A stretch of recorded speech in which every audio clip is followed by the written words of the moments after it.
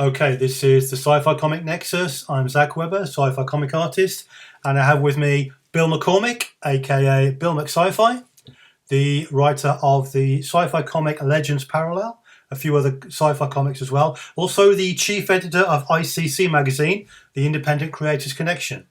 Bill, tell us a bit about your creative journey.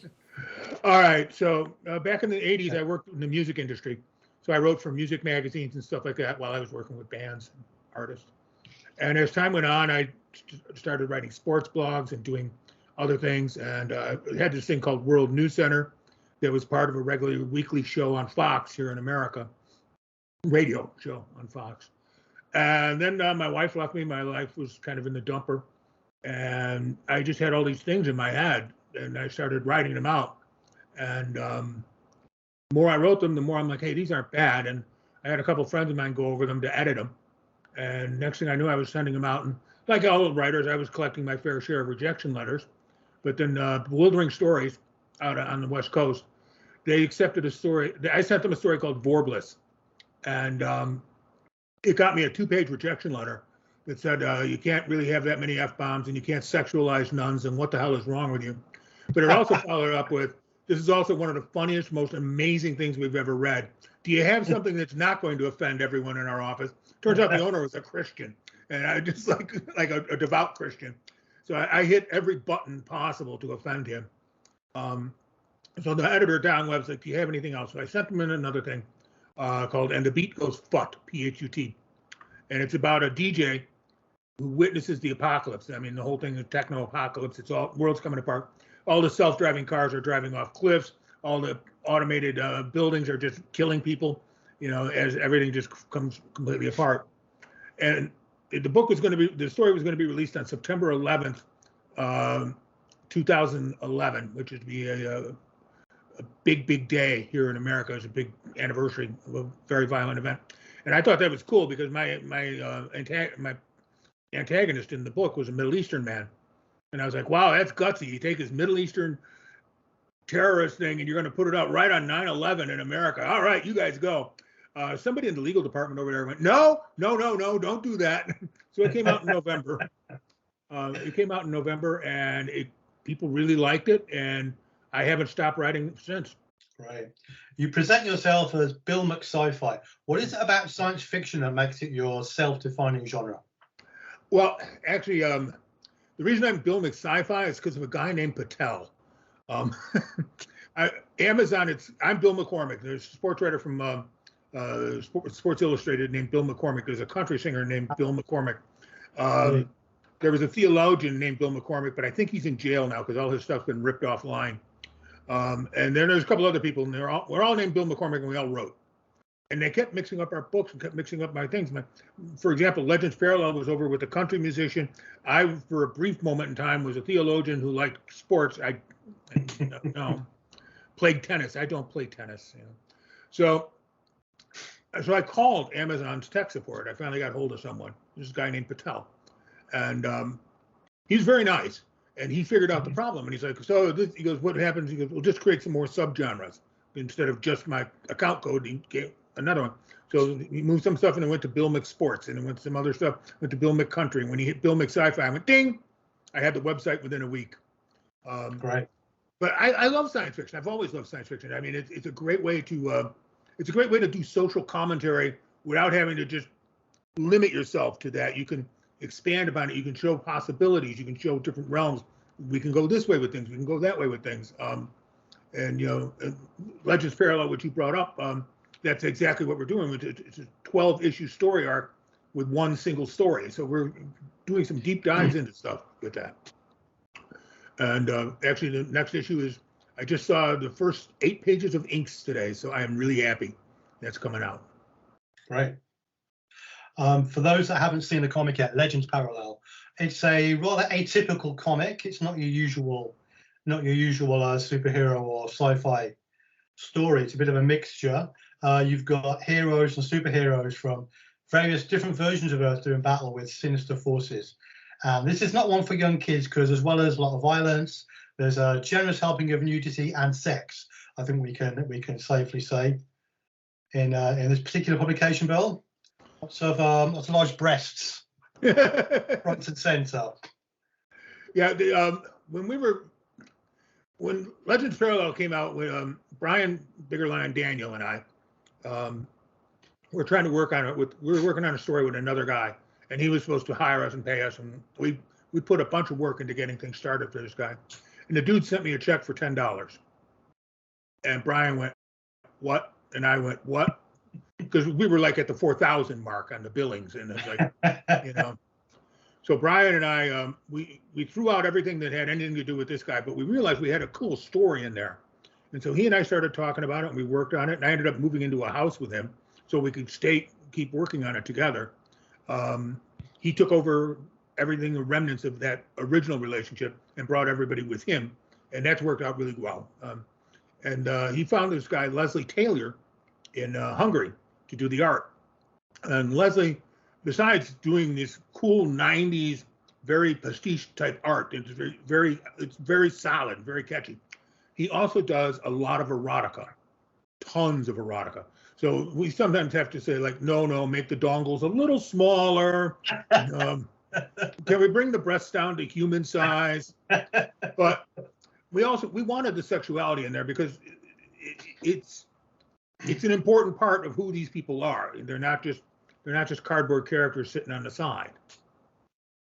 And I mean, Batman just did full frontal nudity not that long ago, so I'm in. What I think it's highlighted here is in our general culture, we seem to be more comfortable with depicting violence in popular media than in depicting sexuality. In TV and even in comics, you can have people being literally ripped to pieces. Nobody bats an eyelid, but once the clothes come off, people are suddenly up in arms. Yeah, are we okay with killing and terrified of loving? Isn't it supposed to be the other way around? Well, God, I would hope so, but you're right, it's not. And it kind of depends where you're at. When we released Legends Parallel, we found a nice market for it in France and Germany.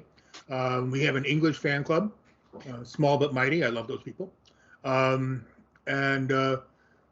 offended people in America, but then Nerdonatics picked us up after we were out about 2 years and started putting the stuff in stores. And we found something out. People will complain about Legends Parallel for all the reasons you had. It's got the nudity, it's got lesbians, it's got gay couple in the next one that's coming up. And so on and so forth, and it's like, so Nerdonatics, what they would do is they would purposely put it in comic book shops and ice cream shops and stuff like that, near conservative churches, because those people would get out and they're all full of guilt, and they would buy this thing off the rack. He was selling them out every week. So now that Nerdonatics is coming back after the pandemic, they closed their doors. And now that they're coming back, we're just moving our business back over to them. So we were really happy there before. The same people are running it. So we're going to be really happy there again, I think. Right. So when is the next issue due out? March of 2023. We'll look forward to that. It's not just sex and violence, of course. You also deal with some more serious social issues, themes around racism. You've got one parallel Earth in which history took a very different path, and Africa colonized most of the world, and white people are disadvantaged. Yeah. Interesting bit of role reversal. Well, and that's the beautiful thing about science fiction is I can put something out there like that. I can give people different ideas. And as you get to visit the different Earths, each of them, I kind of highlight different aspects of our Earth. One of them is a more agrarian thing. They've become more at peace with the environment around them. One is just a technological marvel, and one is a complete freaking war world because they just, everything ran amok. There were no rules. It's all about money. It's all about this. It's very, very, very narcissistic society. And so, like, what would happen if people who want war or just greed all the time ran world? Well, you get war world, and I have a lot of fun doing that, but it's a good way for me to make comments on those, on the society around us without having to beat someone over the head and go, oh, this is, I'm going to talk about this today. I'm not doing a dissertation for my PhD or my master's. I'm trying to write a comic book, and I'm trying to write a story that keeps people entertained. And so far, we've done pretty good with that. I think you've got about 6 different versions of Earth, parallel Earths, and they're all connected by this mystical kind of network. People can jump in and out. And if I remember, none of these versions of Earth is a utopia. No. So Do you think? Classically, the classical sort of like definition utopia, it means no. The word literally means nowhere. Are we reinforcing the traditional view of that there is no possibility of a human perfect society?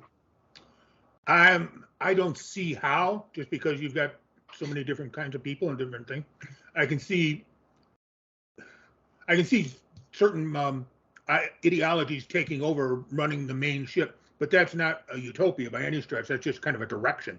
And so I limit my Earths, and there's 5 Earths, by the way, but I limited each of them to just a basic ideology and then work out from there.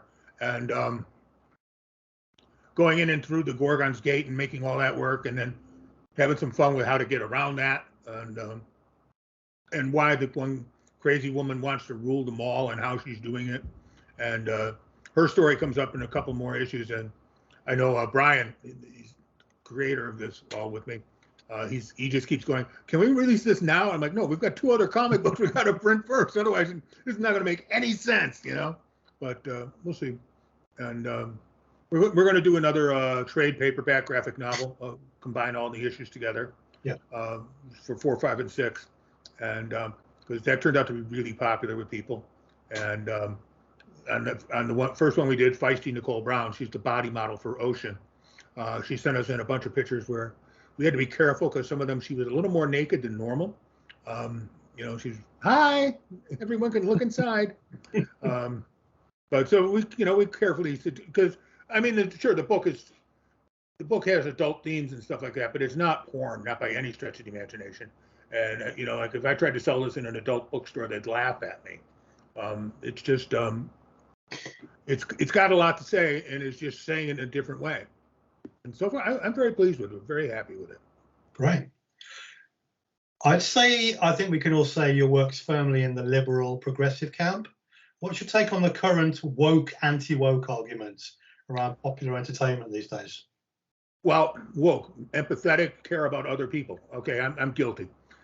Anti-woke, basically these are people who are like, it's not white males running things, or it's not masculine, it's not testosterone driven, then it must be bad. And I recently read a comic, I won't say the name of it, but I recently read it, and it starts out with a fight scene in part 1. And by the time I got to page 20, it had like 6 more fight scenes, and it was always the same. We're going to stop the aliens. And it was like, why don't you just admit it that you don't like Mexicans? Because as I'm going through this whole thing, and it was one of the anti-woke comic book artists, and and it's like, I find that kind of stuff painful to read because it's one note. It's like, we're afraid of something. We're afraid of everything. We're afraid of change. We're afraid of people who are different than us. We're afraid. We're afraid. We're afraid. And we're going to bludgeon you to death because you're not afraid. That's a horrible way to go through life, as far as I'm concerned. But, we've always had people who were anti-woke or anti-progressive or anti, pick a keyword.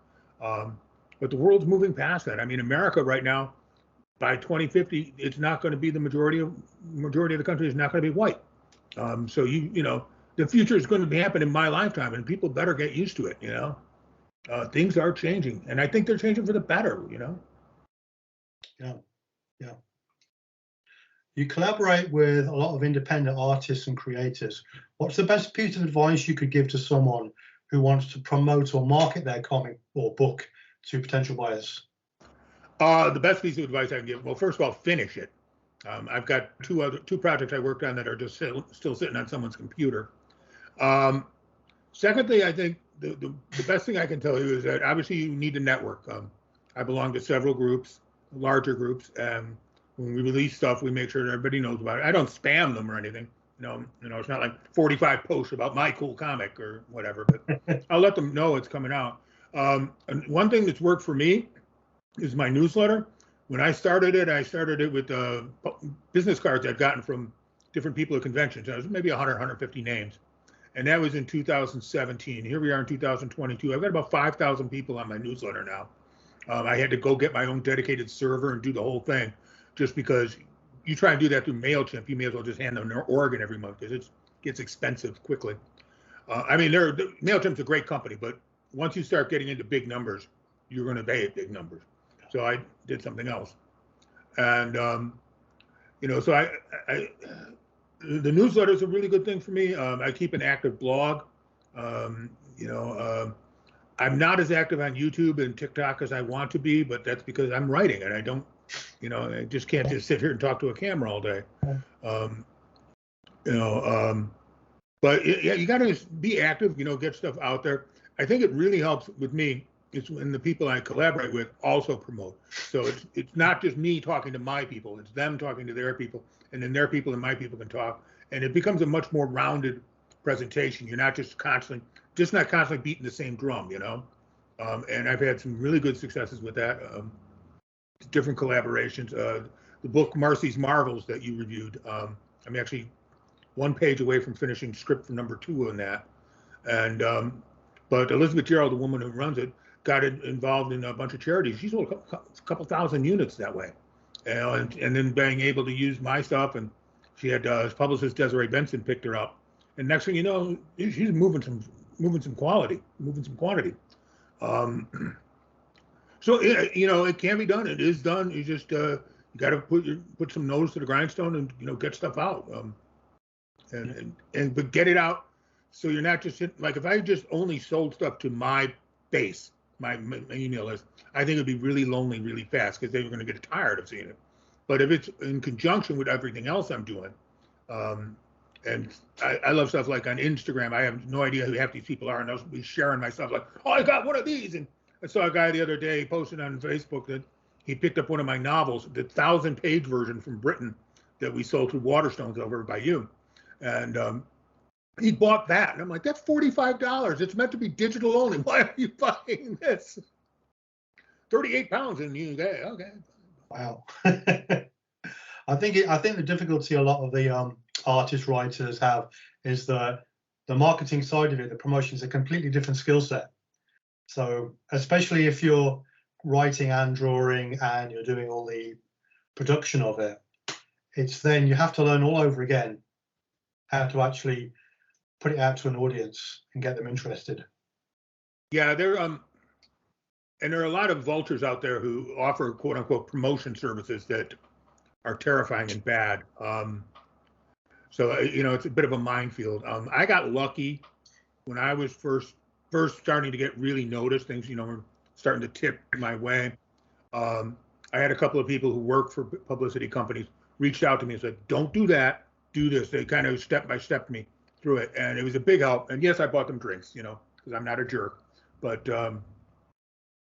you kind of do need to, you need to keep a positive focus on things. You don't talk about your kidney stones, And I got a newsletter the other day, and the guy said, "Well, my mom's being evicted," and I'm like, "Yeah, I'm sad, but why does that make you want to buy your book?" I mean, run a GoFundMe or something. But you got to kind of keep a stiff upper lip, as they say across the pond, and which none of us ever say here. But you do want to keep a positive impression, and the help I got from people putting this stuff together was a big help. And and I'll tell you one thing, I can't emphasize this enough: don't lie. Don't lie. You can say, "Hey, I'm really proud of this." That's great.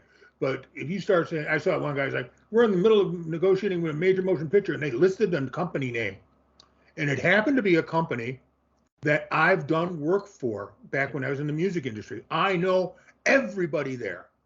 I mean, literally, I don't even have to go to a phone book or anything. They're on my cell phone.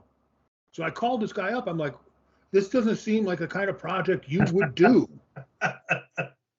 Because they're very mainstream. They're very conservative.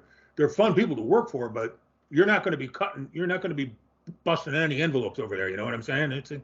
They're right down the middle. And this product was not. And so I told him, and he's like, "What the hell are you talking about?" So I sent him the Facebook post. It wasn't even an email or something. It was a Facebook post. I screenshot it and sent it to him. And he's like, he calls me back. He goes, "All right, I got my lawyer on this." He goes, "I'll be in Chicago in 2 weeks and buying you drinks." I went, "Fine, great." So 2 weeks later, I got free drinks, and that was that. But yeah, I don't know what happened to this guy. He disappeared off Facebook. Right. But it's like you can't say stuff. You can't lie. Yeah. You've got to be enthusiastic, but you've got to be humble as well, I think. Yeah. You've got to be grounded. What is it the gangbangers say? You got to humble brag. I like that phrase, by the way. Great. What advantages do you think independent comics have over the big names? Well, for one, our return on investment is much lower. We don't need to, our expenses aren't that high. I think the one thing I like about independent stuff is that, I'm good friends with a guy who he draws Iron Man. And at some point, he goes, at some point, you're telling the same story over and over again. He goes, there's no way around it. He goes, because people want their Iron Man stories. Yeah.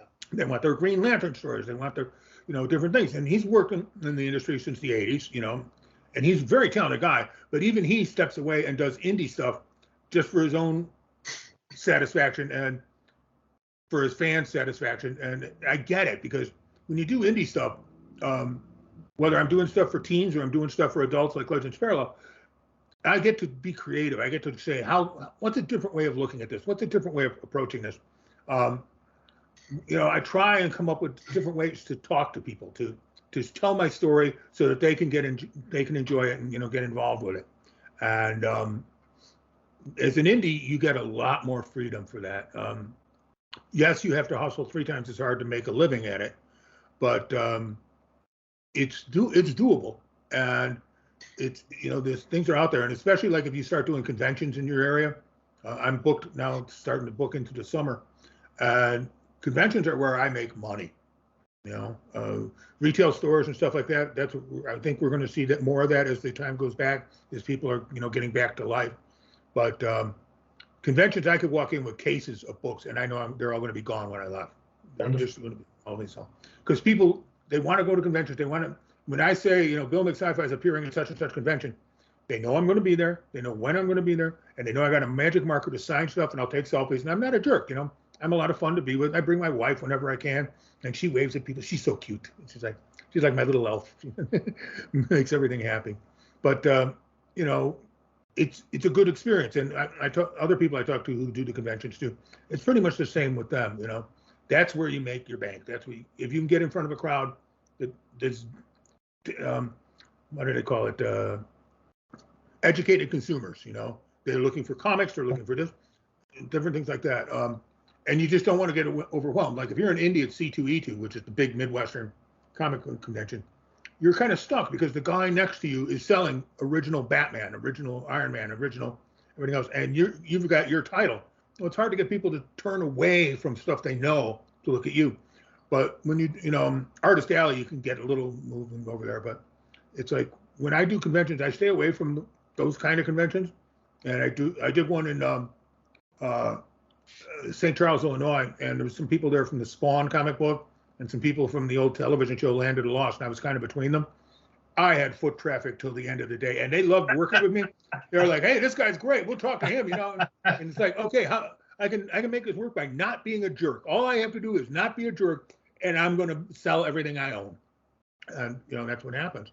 That actually was the last convention I did, so I haven't done anything since 2019. Because of the pandemic, and I was sick, and I was in an accident, but now I'm back up and running, and functioning like an adult allegedly. So off we go to conventions again.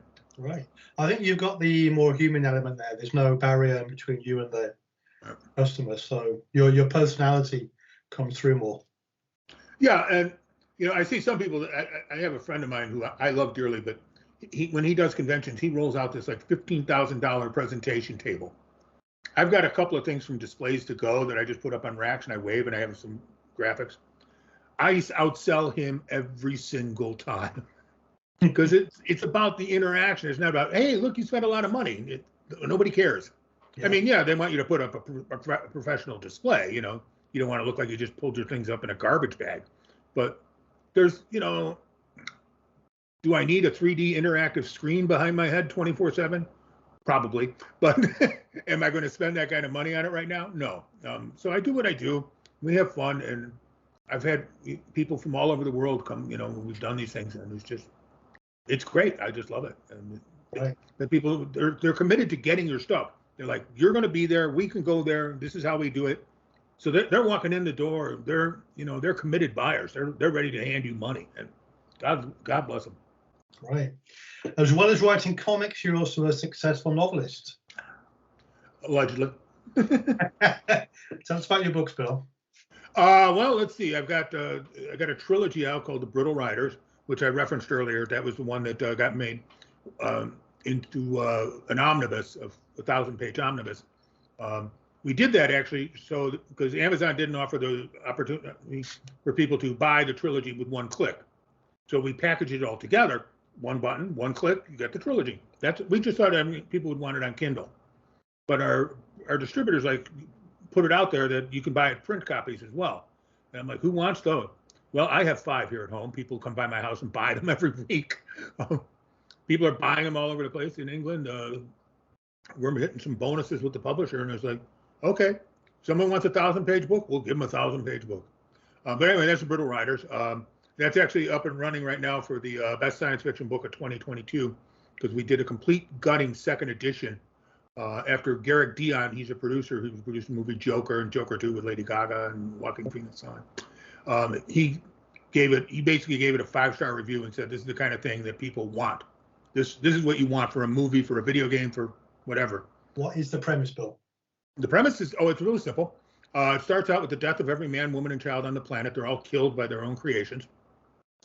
So it's the story of what happens next. Actually, a lady in England, her name is Xi Jiang, she gave me one of the best succinct reviews I've ever. This is what happens if Frankenstein's monsters rule the earth. Okay. It's all these genetic mutants. People are half badger, half human. They're just because they were all created as slave labor. Well, now they've taken over, and they're developing their own societies. And the one thing I loved about The Brittle Riders is that I could look into and say, okay, this is going to be a technologically advanced society, and you go 200 miles across the country, and it's going to be a more agrarian society. And then, and of course, we've got a big bad villain, got a really good villain. Actually gives people nightmares. And I get emails all the time like, and then when he ripped off her leg, I had to stop and go take a bath or something. It's like, yeah, there's some scenes in there that are gonna set you back a bit. But what's the point of having a bad guy if it isn't bad? Yeah. Just can't have him say, well, I'm a nasty person, everyone go away. No, I want him to be bad. So that's The Brittle Riders. It's 3 books. Then it's then I wrote a book called Splice, which is 1 book. It's a story of a young black kid who gets abandoned in Omaha, Nebraska, when he's about 10 years old, and he grows up to become this criminal mastermind. He makes governments cower in fear, and whatever his real name was, he ends up calling himself Splice, and his journey. And the catch on that is where did he come from? How did he get here? No one will ever know, but you can if you read the book. And that book won Best Science Fiction Novel of 2020 for the Critters Readers Poll. And that won me a distribution deal with Walmart. So that was, you pay attention to those things. I also wrote a thing called Gopri of the Mists, which is currently in the process of coming out. Book 1 is out. It's the prequel sequel to The Brittle Riders. So if you ever ask the musical question, what would happen if I set The Brittle Riders in India? This is the answer. It's got a villain you won't see coming. Everyone who's read it, I've actually had one guy found my phone number online and called me like, how could you do that? Oh no, what have you done? I'm going to cry. I'm sick. I'm like, who are you? Because I'm one of those people, I answer my phone. So, Yeah, it's wonderful that you made that emotional connection with someone. You know what, I'm going to tell you this. When I was first starting out as a writer, when The Brittle Riders first came out, I was doing a convention in Kankakee, Illinois. And Brian Daniels was down there with me. We were mostly pushing comics, but I had some copies of my novel there to do some and see if anyone wanted it. And we're going through the day, and this one woman, beautiful black woman, she comes by my table. She looks at the names. We got our nameplates out there. She looks at the names, looks around, she leaves. She comes back around, looks at the nameplates, looks around, she leaves. 4 or 5 times she does this. Finally, she comes up and she looks me right in the eye, because I'm still standing there. She looks me in the eye and she says, I'm sorry, I'm looking for Bill McCormick. And I went, I'm Bill McCormick. And she went, no. Bill McCormick is a black lesbian. It's using a pen name. I ended up having to show her my driver's license. and some business cards. And she's like, oh my God. But I thought that was the greatest compliment ever, that she'd read my stuff and assumed that if she was a black lesbian, I had to be a black lesbian too. It connected. Hang on a minute. It's me. Yeah. No, so, but I think it's the highest compliment I've ever been paid at, you know. I've gotten my picture taken with her at a couple of different conventions. She brings her friends to meet me. She's like, and she tells them the story too. She's got a good sense of humor about it. But yeah, it's she honest to God thought I was a black lesbian. And for those of you watching along at home, you can tell that I'm not. Not that there's anything wrong with that. It's just I'm old, white, and not a lesbian. but you've got your woke badge for that, at least. You got your. Oh yeah, well, you know, yeah. I'm gonna get a woke tattoo and a woke badge, and maybe put some woke bumper stickers on my woke car, and you know, it is what it is. You know, I like diversity. If you go through my friends list on Facebook, it looks, you know, our pastor, she was going through different people's Facebook pages when she came in, and first words out of her mouth when she saw me, she goes, "It's like the UN, but angrier," because I know all these artists. So. And I always tell people I know everything from priests to porn stars and all points in between. And if you can't handle that, then you probably want to step to the right and leave me alone. In fact, a priest gave me the ultimate pull quote that I use on for the website, my Bill Make Sci-Fi website. I use that for all my promo and stuff that goes out and like on Twitter page. And it's like, you're going to be able to beep this out. But I got it from a priest in a bar, so you know it's a good quote. He's like, there's bleak as fuck, then there's this guy. Father J, rocking to the house. It's got to be high praise. Yeah. It's got to be high praise somehow. So we've got Legends Parallel coming out in March, the continuation. What else is coming up in the future for you, Bill? Oh, actually, this year's a busy year for me. I've got the new Marcy's Marvels, issue number 2 coming out. I've got Alokia the Kaiju Hunter, which went through a lot of hoops, and it hit every barrier it could possibly hit. And then I found this woman, Sophie, over on Instagram, and she's like, look at my art. I want to do Alokia. And I was like, oh, my God.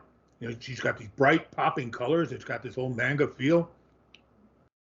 Kaiju Hunter, yes, you're in. We worked out a deal on the price, and we're moving ahead on it. She's finishing up another project, and she starts on this in March, so it'll come out probably in May. So we got that coming out. Marcy's Marvels, I'm turning the script in tomorrow. Tell us a little bit quickly about Marcy's Marvels. What's that about? Marcy's Marvels, the book is based on a woman named Marcy, Marcy Gerald. She was bullied and ended up killing herself. Without getting too into it, she was sexually violated. The police arrested the person who did it. And that person laughed at her in court and said, you just wanted it. And she was a kid. She was a little kid. She fell apart and killed herself. And her mom didn't want that to be her legacy. So her mom reached out to me to write Marcy as a superhero who protects teens and who protects, kids from being trafficked, who prevents them from being bullied, who prevents them from all sorts of stuff like that. And that's harder to do than you might think, actually, to write it. But so I've been doing it now for a little bit, and people do like it, and the second one's coming out. Right. So we got that. So yeah, we got Marcy's Marvels, we got Alokia, we got Legends Parallel. Working on a project with Brian Biggerland Daniels called Y2K, which is just eye-popping kid comic, people with giant mouths in their bellies and stuff like that. It's really fun, really fun. So we got all that coming up. Oh, and Bob, Sins of the Sun, that's actually in inking at the moment. So hopefully we'll have that out by spring. That's a fun story about the son of death wants to be a superhero in Chicago, but his sister, who follows the rules, thinks that's very undeath-like. And his dad, of course, is death, the ultimate death, So we're having some fun with that because, different things. Sandman looks at death one way and different people look at death another way. And I decided I was going to come at it a completely new way, that death can't handle all the people in the world, so he needs to make kids. So he has little deaths that live for a long time to do the job. Right.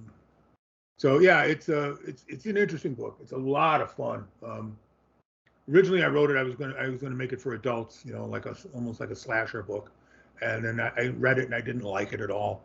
And I just toned down the violence, came up with a couple of new characters, and it was like, and I sent it into the artist Ghoulbeans, who's doing the art right now, and she was like, "Ooh, this is going to be fun." So it felt right. It works right. Okay, Bill, thanks for joining us today. Thanks for having me.